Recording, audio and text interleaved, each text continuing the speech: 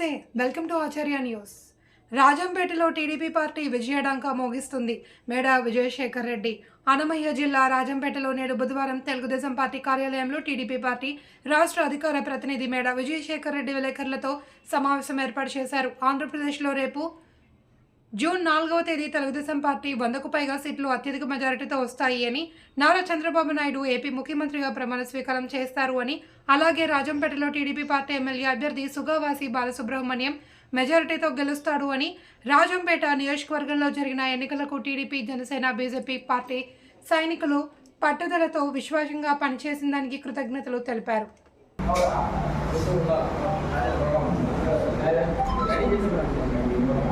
ఆంధ్రప్రదేశ్ రాష్ట్రంలో జరిగిన మహా సంగ్రామంలో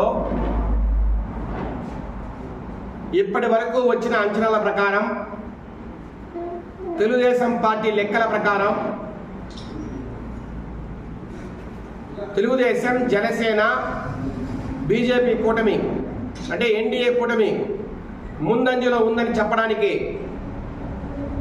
చాలా ఆనందంగా ఉంది. ఒక పాజిటివ్ ట్రెండ్ స్పష్టంగా రాష్ట్రం అంతా కనబడుతోంది. చంద్రబాబు నాయుడు గారి మీద, పవన్ కళ్యాణ్ గారి మీద, అట్లాగే కేంద్రంలోని మోడీ ప్రభుత్వం మీద కూడా పూర్తిగా ఒక నమ్మకంతో ఈ రాష్ట్రంలో జరుగుతున్న అరాచకాల్ని, అవినీతిని అంతమొందించాలా, ఈ రాష్ట్రంలో జరుగుతున్న దమనకాండను ఆపాలా, అభివృద్ధి అనే పదాన్ని ఎక్కడా కూడా లేకుండా ఈ రాష్ట్రాన్ని అధోగతి పాలు చేసిన జగన్మోహన్ రెడ్డి గారిని పూర్తిగా బంగాళాఖాతంలో కలిపేయాలా అనే ఒక కృత నిశ్చయంతో, ఒక మహా ఆశయంతో ఈ రాష్ట్రాన్ని ఒక 10 నుంచి 15 ఏళ్ల పాటు ఎనిక్కి నెట్టిన ఈ వైసీపీ పరిపాలనను ఇప్పటికైనా కూకటి వేలతో పెకిలించకపోతే ఈ రాష్ట్రం సర్వనాశనం అయిపోతుందనే ఒక ఆవేదనలో,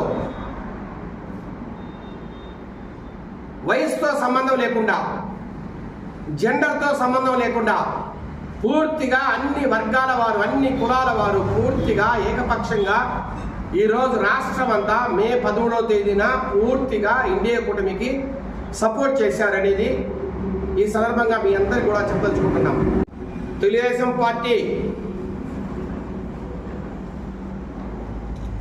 పార్టీకి వస్తున్న అభిప్రాయ సేకరణ ప్రకారం, వివిధ వర్గాల నుంచి మేము కనుక్కుంటున్న సమాచారం ప్రకారం, వివిధ నియోజకవర్గాల నుంచి మాకు అందిన సమాచారం బట్టి 108 నుంచి 120 పైన నియోజకవర్గాల్లో తెలుగుదేశం పార్టీ, జనసేన, బీజేపీ కూటమి విజయదుందుబి మోగిస్తోంది. ఇది వాస్తవం. చేప చుట్టి బంగాళాఖాతంలో కలిపేస్తున్నారు. అట్లాగే ఈ ఉమ్మడి కడప జిల్లాలో కూడా 5 సీట్లలో తెలుగుదేశం పార్టీ విజయదుందుబి మోగిస్తోంది. దాంట్లో రాజంపేట కూడా ఉంది. మాకు ఇప్పటి వరకు అందిన సమాచారం ప్రకారం రాజంపేటలో 10,000కు పైగా మెజార్టీలో శ్రీ సుగవాసి సుబ్రహ్మణ్యం గారు విజయదుందుబి మోగిస్తున్నారు.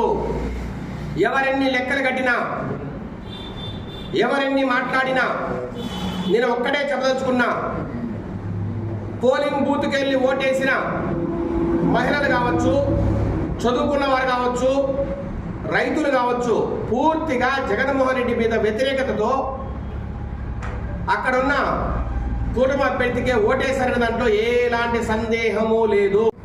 విలేకరుల నుంచి, రకరకాల చదువుకున్న వ్యక్తుల నుంచి, రకరకాల మహిళా వర్గాల నుంచి, అన్ని వర్గాల నుంచి కూడా వచ్చిన సమాచారమే ఇది. రాజంపేట టౌన్ పూర్తిగా పశుమమైంది.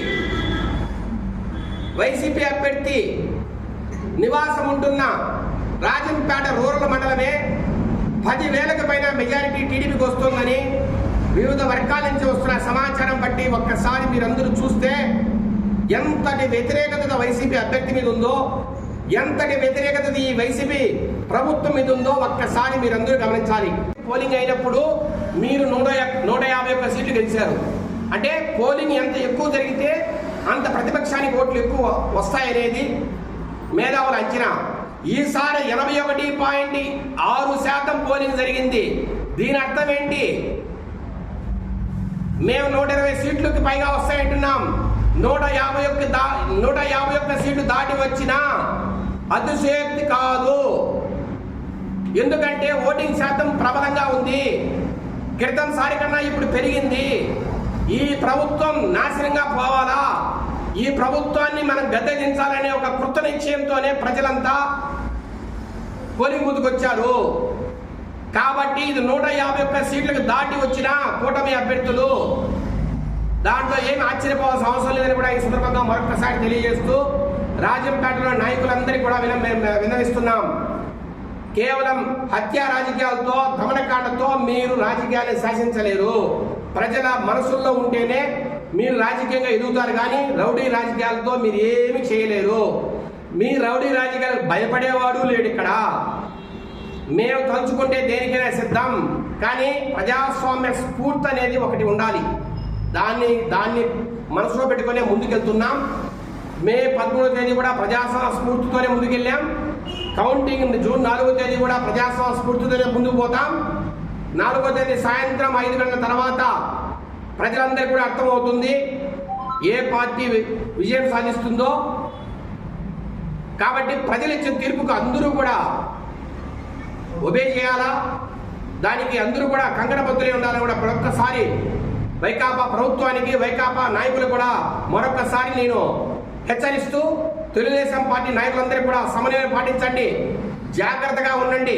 జూన్ 4వ తేదీ వరకు ఎన్ని ఇబ్బందులైనా పెడతారు, అవన్నీ కూడా తట్టుకొని సహించండి. జూన్ 4 తర్వాత మనకు గోల్డెన్ టైం ఒకటి స్టార్ట్ అవుతుంది.